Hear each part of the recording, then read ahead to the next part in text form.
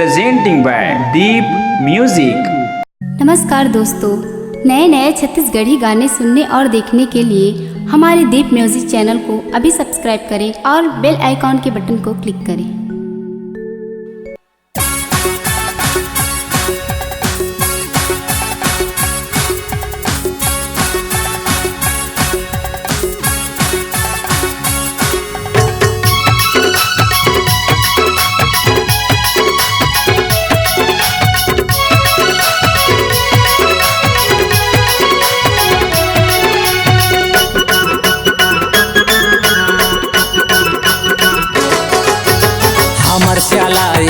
चल जबे झन छुबे रे जल जबे हमर श्यालाए चल जबे झन छुबे रे जल जबे मिल के रहीबे पार होही दूरिहा बेता धार होही मिल के रहीबे पार होही दूरिहा बेता धार हो। ज्यादा उठे के कोशिश करबे ज्यादा उठे के कोशिश करबे उठो आबन कांवर जी हाँ खड़े कुतुम टावर हमर साथ नामिक पावर जी हाँ खड़े कुतुम टावर हमर साथ नामिक पावर।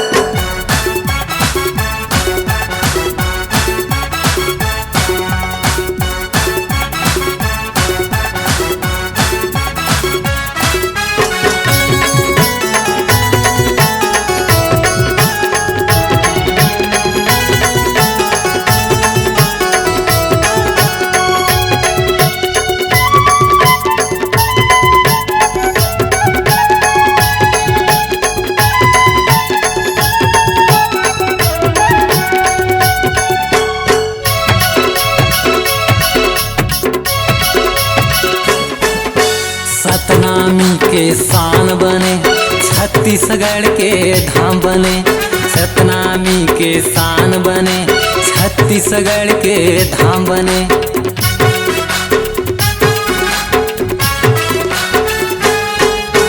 जे सुमरते काम बने जय होएगा तो नाम बने जे सुमरते काम बने जय होएगा तो नाम बने।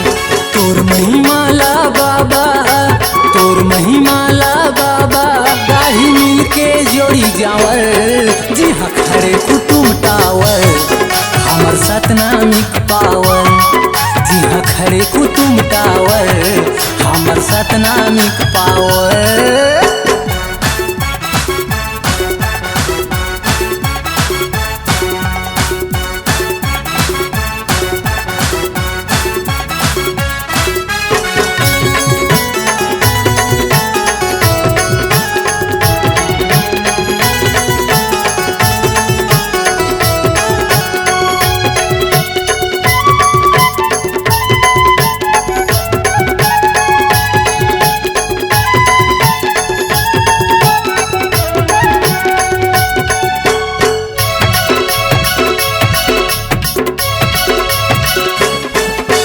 राजा प्रजा औ समाज सकलाए हन देखा राजा प्रजा औ समाज सकलाए हन देखा।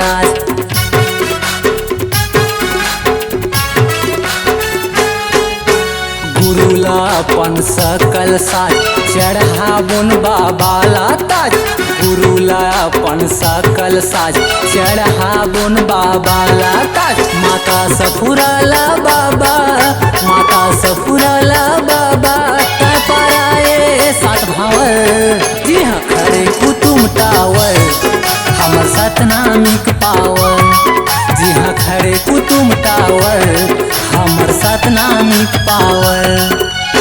हमर श्यालाए चल जबे झन छुबे रे जल जबे मिल के रहीबे पार होही दूरिहा बेता धार होही। ज्यादा उठे के कोशिश करबे ज्यादा उठे के कोशिश करबे उठो आबन कांवर जी हाँ खड़े कुतुम टावर हमर सतनामिक पावर जी हाँ खड़े कुतुम टावर हमर सतनामिक पावर जी हाँ खड़े कुतुम टावर हमर सतनामिक पावर जी हाँ खड़े कुतुम टावर हमर